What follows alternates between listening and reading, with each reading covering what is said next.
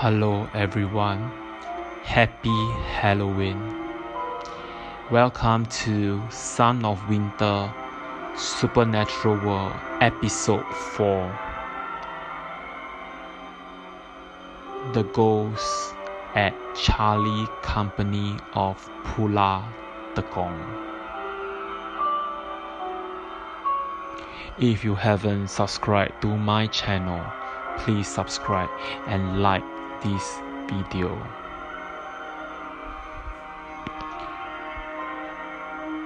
This is based on a true story from someone who experienced this incident in 1983. It is a well-known fact that Pulau Tekong has a number of ghost stories. Some of you may have read or heard about the ghosts at Charlie Company at Basic Military Camp 1. Unfortunately, some versions that I read or heard were distorted over the years. Here, I hope to set the record straight. Instructors and trainees of Charlie Company Infantry Training Depot during the March to June 1983 period can vouch for this version of the story. The starting point of this true story should be the 16-kilometer road march in 1983. Before the march, the officer commanding company asked the trainees whether anyone was sick or not feeling well. No one put up his hand, but there was a trainee among the company recruit Tom, who was down with flu but did not put up his hand. Then the road march started. The platoon took turns to lead the company after each break during the road march. Sometimes the pace of the march became too hot for some trainees who could not keep pace and had to fall out. They had to be later picked up by a few instructors working at the rear of the company, and the Land Rover with the medical orderly was also supposed to be at the rear to attend to them. Somehow, Tom fell out and managed to slip out of view by taking cover in the forest. He was not to be seen alive again. During subsequent rest break, there were head counts. He was assumed to be with the medical orderly. It was only in the evening after the road march, when the rifles were due to be returned to the armory, that they realized Tom was missing. They went to the medical center, but he was not there. The instructor feared the worst. Overnight, they organized a night search party for him, retracing the 16-kilometer road taken earlier in the day. They could not find him.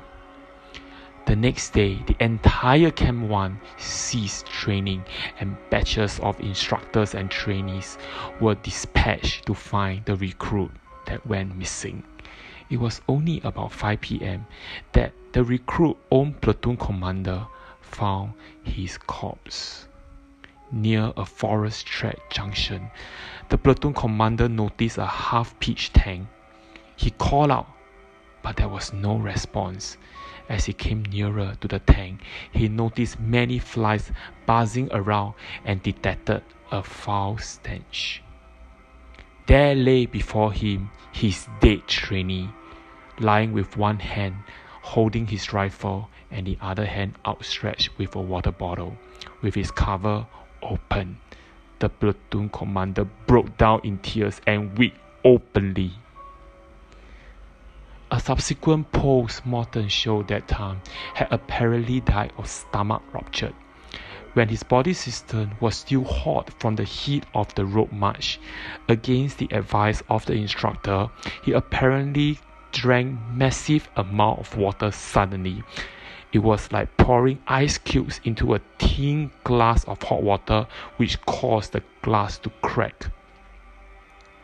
but a post-mortem also found puncture marks on his body which could not be explained to this day. It was left to the company sergeant major and his Land Rover driver to drive the corpse back to camp for transfer. It was twilight at the time. However, the engine could not start. The thought of the two of them spending the night with the corpse unnerved them, but eventually they somehow had the engine started and returned safely to the base. The late Tham was promoted to NCO and cremated at Mount Vernon with full military honor. As the company trainees lined the road sneaking up to the crematorium to salute our late friend, it was a heartbreaking sight to see the mom supported by two daughters. A few instructors returned to the site where he departed from this world to offer incense and prayers. One instructor asked the late Tham not to come back and haunt us, but rather to express his last wishes in a dream so that his soul could rest in peace after his wishes were fulfilled. But Tham did not listen. In one incident, one of the instructors came to the platoon 9 bunk to remove his personal belongings. When he opened up the metal cupboard, there was a foul stench from inside that could not be explained. Another incident is this. In the dead of the night, some trainees at Charlie Company heard Tham's voice shouting for the platoon or company to fall in at the common company compound. In another incident, one of the platoon 9 section mate woke up in the middle of the night and saw the white figure of Tham standing in front of his former cupboard. He moved to the next double-decker bed, grabbed to share his blanket, and said, "Ghost!" The next morning, the platoon mate could see 2 trainees looking pale and shaken by this encounter. During one of the subsequent road march by Golf Company, which is near Charlie Company, the company noticed a figure of a soldier in full battle order standing at a distance among the trees. The commanding officer dashed forward to take a closer look. He quickly ordered the whole company to double pass without slowing down to see what he saw. Subsequent road march were diverted to avoid that area of sighting.